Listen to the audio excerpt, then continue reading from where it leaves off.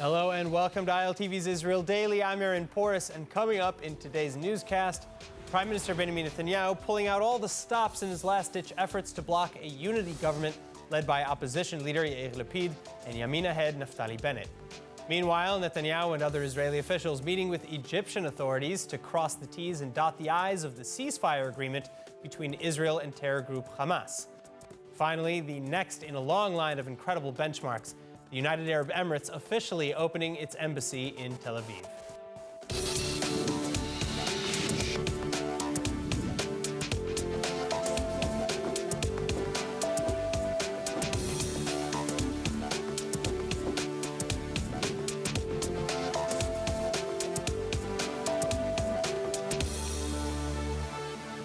Just 2 days remain for Yair Lapid of the left-leaning Yesh Atid party to form a coalition government, but most looking past Lapid towards Lapid's would-be partner, Naftali Bennett, of the right-wing Yamina party.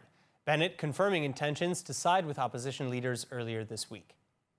אני מודיע היום שבכוונתי לפעול בכל כוחי כדי להקים ממשלת אחדות לאומית יחד עם ידידי יאיר לפיד, כדי שבעזרת השם ביחד נחלץ את המדינה מהסחרור ונחזיר את ישראל למסלולה.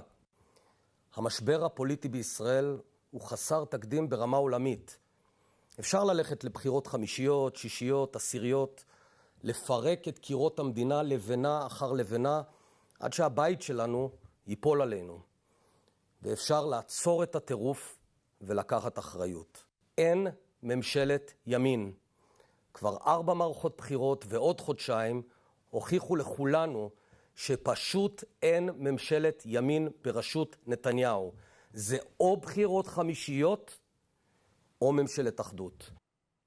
But Prime Minister Netanyahu, for his part, still fighting against the decision, the Likud leader blasting Bennett for allegedly misleading right-wing voters in order to steal their votes for the left, while repeating last-ditch calls at the same time to instead form a triple rotation government with Gideon Sa'ar of the New Hope Party as Prime Minister first, followed by Netanyahu, and finally Bennett as the third Prime Minister.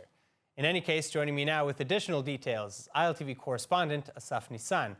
Asaf, it's great to have you with us. Thank you for being with, for joining us now.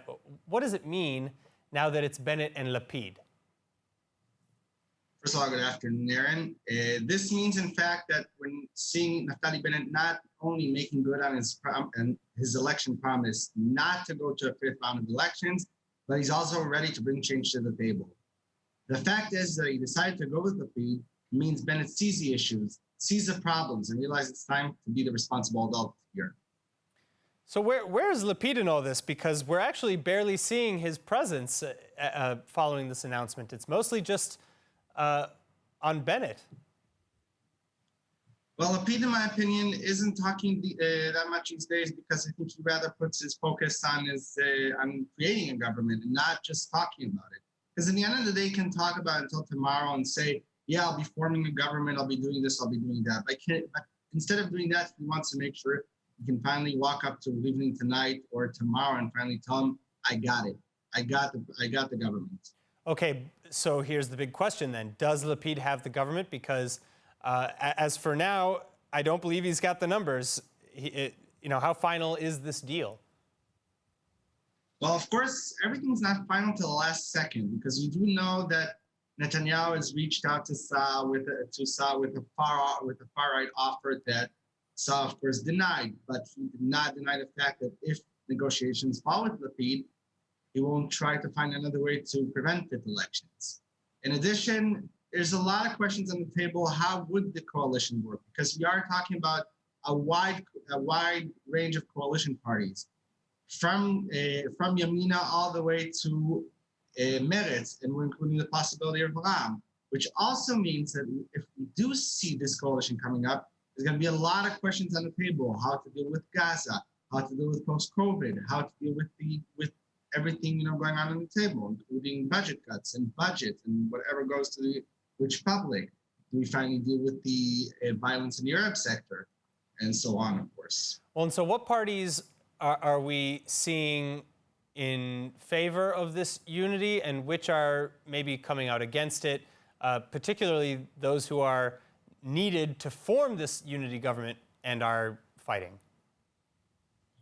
So the main player on the table, I think it's still Islam, because the rest of the parties are pretty much divided. I mean, the Joint Arab List, I'm not sure myself where they are yet, which probably they're not supporting anyone due to, of course, the recent Gaza operation. But we do see, on the one hand, we see Blue and White, New Hope, Yamina, Labor, Yesh Atid, Meretz, and of course, Israel and Hamas. Those are the anti-Bibi coalition, which also is pretty much what we're seeing right now coming to the table to be the head, to be the new leadership. But on the other hand, we have the right-wing parties. We have Likud. We have religious Zionists. We have, of course, the Haredi parties, and they, of course, are pulling to their side. And then you have the problem where to go and which end. And because of that, we cannot promise any coalition. And of course, as I said before, this is very fragile. Yeah, well, I couldn't have put it any better. Asaf Nissan, thank you so much. Thank you so much. Now, in related news, whether for the unity government or against it, most Israelis on the street agree that the move is a major and controversial gamble. So I think it's a very dramatic moment for Israel and politics, and for Bennett himself. He's taking a huge gamble. Either he'll succeed and he will be able to steer the government that he's putting together towards the right, which is the way he wants to do it, and keep it together and be able to do good things, and then, you know, he'll make history for himself and for Israel, or he'll fail and it will fall apart very quickly, and then he will probably not be able to be elected because he's lost his support. There are a lot of Bennett supporters that are very disappointed, so we'll see what happens. With me to discuss, Israeli journalist and author of Industry of Lies, Ben-Dor Yamini, and Jeremy Salton, political strategist and director of English operations for the Yamina Party. Thank you both so much for being with us. Now, Jeremy, I'm going to start with you. Bennett says that it's either this or endless elections. But will this wide unity government be stable? Because if the government falls and we go back to elections in a couple months, is that really better than just having new elections now? I'll tell you what is better than trying, and that is to just go to another election automatically.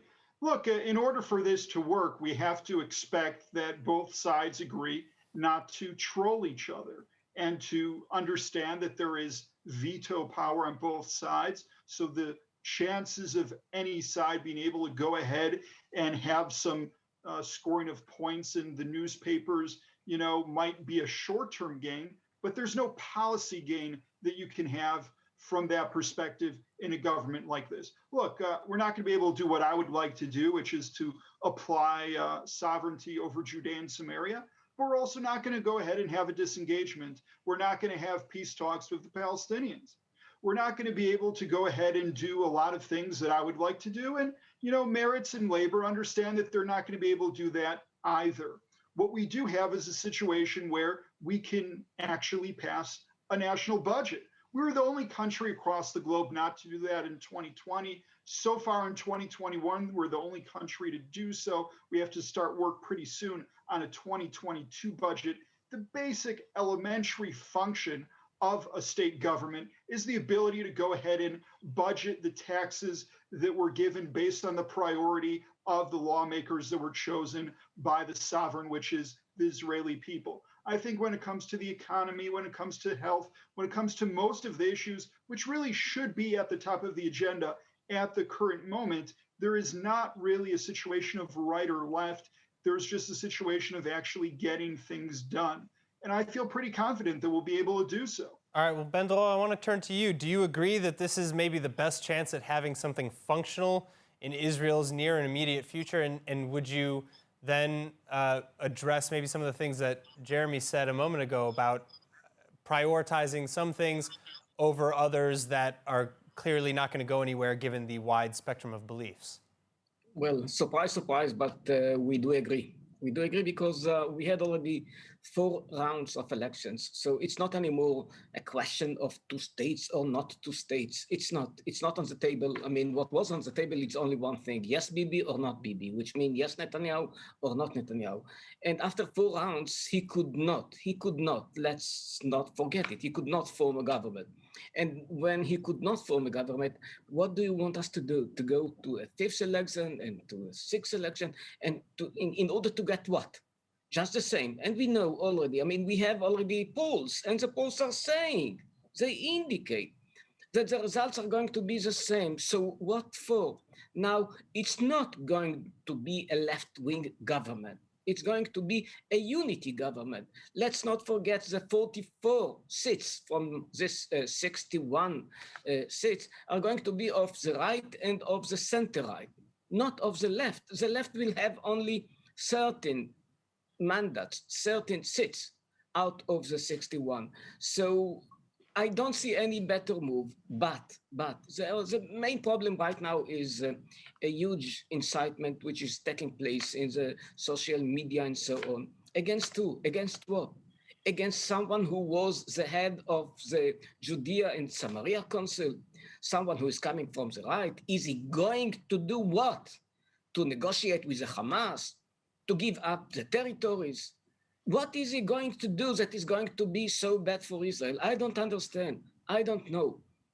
So I do hope that this government will give us all some stability and some prosperity and will solve some problems. Yes, it's a unity government. It's not a left-wing government. It's not a right-wing government. It's a center kind unity government, and we should all hope that this government is going to succeed.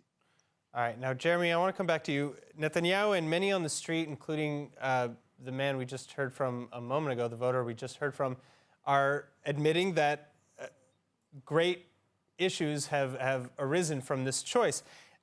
Bibi is saying that this would be, or rather, I'll stick with the fact that they're accusing Bennett of betraying his voters. Number two, Yamina number two, Ayelet Shaked, is getting so many death threats that she has received an extra personnel in her security detail. What do you say to all of these voters who feel this way? Well, first of all, I have to condemn all of the violence and all of the hatred and all this stuff that's going against Ayelet, Naftali, and everyone on the Yamina list. This is not an acceptable thing to have in a democracy. Of course, it's legitimate to have a protest. You can go ahead and convey whatever it is that you want to say, but I can tell you what's going on, I think, is definitely way beyond the fray.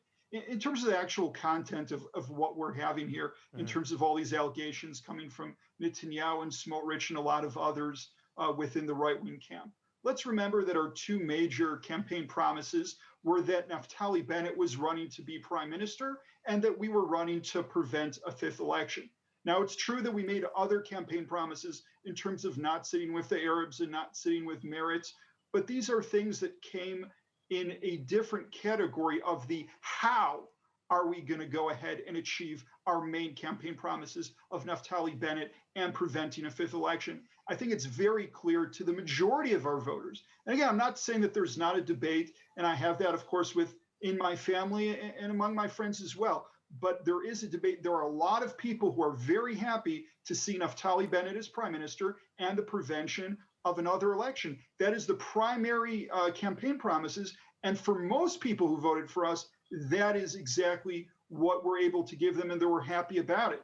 And there's some symbolisms here that I think are important to explore. Look, Naftali Bennett is going to be the most right-wing prime minister we've ever had. He's not going to be able to do all of the things that he would like to do, but this is the first time that you have someone who's to the right of the Likud in terms of a majority of the views on the national security and diplomacy arena, who's going to be sitting in the prime minister's chair. And we should not take that as being a light thing. Of course, the symbolic nature of the first person who's a religious Jewish person who wears a yarmulke, right, a kippah on his head. This is also very big symbolism. And I'll say a third one also is, of course, a person who, made Aliyah, who's an immigrant from America, having the children of American immigrants, Naftali Bennett, taking that position of prime minister, the first person not to come from Europe or born in Israel to European parents. This is also a very, very, very big landmark thing. So again, there's a lot of very positive things that we should see from this development. All right, Ben Yamini, Jeremy Salton, thank you both so much. Thank you. Thank you. In other news, Israeli and Egyptian officials finalizing the details of the ceasefire between Israel and Hamas terrorists in Gaza.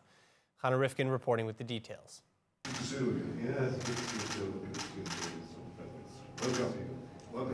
Prime Minister Benjamin Netanyahu sitting down in Jerusalem opposite Egyptian intelligence chief Abbas Kamel on Sunday. The two discussing strengthening cooperation between Israel and Egypt, as well as finalizing details of the ceasefire just established between Israel and the Hamas terror group in Gaza. Additionally, Kamel and his delegation slated to head to both Ramallah and Gaza to speak with PA President Abbas and Hamas leaders before the end of their trip. And Israeli Foreign Minister Gabi Ashkenazi, meanwhile in Cairo, speaking with his counterpart Sameh Shoukry, largely to discuss the same issues. But Egypt, having played a major role in mediating the Israel-Hamas conflict, has a lot of work ahead. Both Prime Minister Netanyahu and Foreign Minister Ashkenazi putting forward two conditions for allowing high-level reconstruction aid to flow into Gaza. First, that a system for keeping the aid in civilian hands as opposed to those of Hamas terrorists be put in place. And second, that the two civilians and remains of two soldiers held in Gaza for nearly 7 years be returned. Soldiers Oron Shaul and Hadar Golden were killed in 2014 during the war with Hamas. Hamas has been holding their bodies ever since. And civilian Israelis Avera Mengistu and Hisham al-Sayed are thought to have walked into Gaza on their own in 2015, before likewise being imprisoned by Hamas terrorists. Both the Mengistu and al-Sayed families saying their sons suffer from mental illness. Now, speaking of the conflict, ceasefire or no ceasefire, the threat from Gaza against southern Israeli towns is ongoing. A Palestinian man armed with a knife stabbing an Israeli security guard Sunday night after infiltrating Israel from Gaza. And Israeli authorities are suspecting the attack of being a terrorist attack. The assailant was first identified as suspicious when walking alone by the road near the Israeli Sde Avraham community just north of the Gaza and Egyptian borders. When community security officers approached the man, he took out a knife and stabbed one of them. The other officer at the scene then responding by shooting the suspect, who later died of his wounds. The unarmed Israeli guard, who was stabbed, on the other hand, recovering in hospital. And a full investigation into how the suspect crossed so far into Israel in the first place already underway. Moving on now to talks of peace. It's the latest benchmark in normalizations between Israel and the United Arab Emirates following the landmark Abraham Peace Accords. The UAE flag flying high and proud in Tel Aviv alongside that of Israel on Sunday as the official Emirati embassy finally opens. The diplomatic mission is located in the Tel Aviv Stock Exchange building, having until now been operating out of the rented Herzliya home of Emirati Ambassador Mohammed Al-Khaja. And the location in line with the work the UAE hopes to accomplish with Israel, the mission now sharing the building with a number of Israeli startups. Likewise, Al-Khaja, who has been in Israel since March 1st, now meeting with Israeli Education Minister Yoav Gallant for the first time, following multiple meetings with a number of other Israeli ministers and religious leaders as well. One of whom, Rabbi Shalom Cohen of the ultra-Orthodox Shas party, blessing Al-Khaja and welcoming him and his family to the Jewish state. Al-Khaja's wife and 4 children slated to leave the Gulf and join him in Herzliya shortly. Moving on, life often comes with a bit of stress, c'est la vie. But ILTV's Emmanuel Kadosh comes to us with an excellent self-care regimen courtesy of SR Cosmetics that you can use to pamper yourself whenever the need arises. Today I'm going to be trying out SR Cosmetics Caviar line. We have here the Fast Wrinkle Filler that you can see in a very luxurious packaging. And then we also have the Renewal Cream that comes like this. I'm going to try the products and then show you guys after. So the Caviar line is really special and luxurious because it holds inside a secret. You do not use and harm the nature and animal life to produce caviar. The caviar that is good for your skin is the biomimetic caviar, which means we produce it in the laboratory, and then you can get all the qualities of the nature without harming anyone. Another thing that you should know is that inside you have these little black particles that melts into your skin the minute you put it on. That means that the active ingredient of this anti-aging cream holds fresh till the minute you use it. Thank you, Aaron. I am joined once again with Gadia from SR Cosmetics. Today we are going to be talking about the SR Cosmetics Caviar line, which, if you ask me, sounds absolutely insane, so unique. Like, who would think to put caviar in your cosmetics? First of all, look and feel very luxurious. Wow, yeah. This whole packaging, you know, screams luxury. Tell me about the products that you guys have in this line. Okay, so it is the top of the professional skincare that you can get. It's the best for your skin. For example, if you want to treat the special areas that are aging before their time, like the eye area, which is really thin, and also the neck and décolleté, which, you know, a lot of women has issues with these areas. So what we did actually is a special serum, really concentrated, that you can use during day or night with the caviar properties in these special areas. And if you can feel the texture, it's really light. Oh, it's very like serum-y almost, right? Yeah. So it's not sticky at all. It almost feels like you're putting like water underneath your eyes. But it's pampering for the skin. Wow. And really, really, it feels the wrinkles. You guys have a few more products in this line, two right? more. Because there's something that you're holding there that looks very unique. It's crazy. Listen, today we talk about consumer's experience. Right. And this is actually like an injection, a wrinkle filler. Of course, we do not inject, we do not hurt people. We do only nice things. So what you do, you see the wrinkle filler, it comes in the shape of an injection. Right. But it's really nice and warm and pampering for the skin. So I'm gonna introduce you to this crazy product. It fills the line in a way that you can actually see it. You can have a Cinderella effect if we have a very important night or day or a meeting, but also the active ingredient will take care of your skin day by day if you use it daily. I'm gonna demonstrate. Yeah. You see here, my palm, the wrinkles are really deep, right. Okay? So just for you to see. I feel this wrinkle, you know, it's really thick. This material is really thick. Why? Because when I press it into my skin, you can really see that this wrinkle is gone. God, that's insane. If you compare it to the other wrinkles on the sides. Those products are produced by a woman for women. Right. And it's a really big difference because most of cosmetics companies, and I say it as a feminist, are being developed by men. Right. And they're not used to wearing cosmetics the way we do. So Shuli Rodrigue, which is like the guru here in Israel of professional cosmetics and skincare, she is behind each and every formula, and she knows what women want. She knows what women want. She knows what we like to feel on our skin. She knows the struggle that we go through, especially afterwards, putting makeup on. And it all starts with skincare. Everything starts with your skincare. The way you feel the whole day. Of course. Thank you so much for joining me. Obviously, you already know I'm personally addicted to this caviar line, so I'm sure so many women out there are so excited to get their hands on it. And we have you back in the studio soon to talk to us about some more products from SR Cosmetics. Thank you so much, Garia. Back to you, Aaron. All right, now let's take a look at the weather forecast with Chana Rifkin.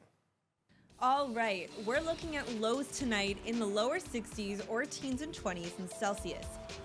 Then tomorrow's highs varying depending on location, but in the 80s or 90s for the most part, or upper 20s in Celsius. And lastly, more sunny skies are expected throughout Tuesday. And now before we go, let's take a look at what's going viral here in Israel.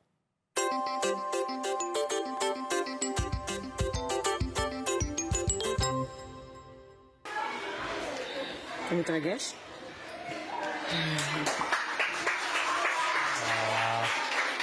Now this is an emotional video. This is Shalev Amar, a third-grade student in a school in Beersheba who was battling a serious illness, and he returned to school after over a year away. His friends in class welcoming him back, I should say, by singing him the song World Champion by Hanan Ben Hari.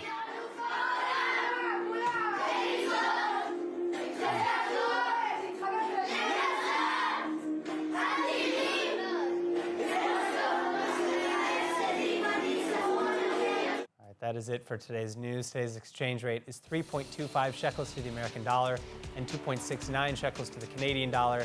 Finally, for the latest updates and news from ILTV, please like ILTV on Facebook, follow us on Instagram, and subscribe to our YouTube channel as well as to our newsletter at iltv.tv. I'm Aaron Porras. Be well. Thank you so much for watching.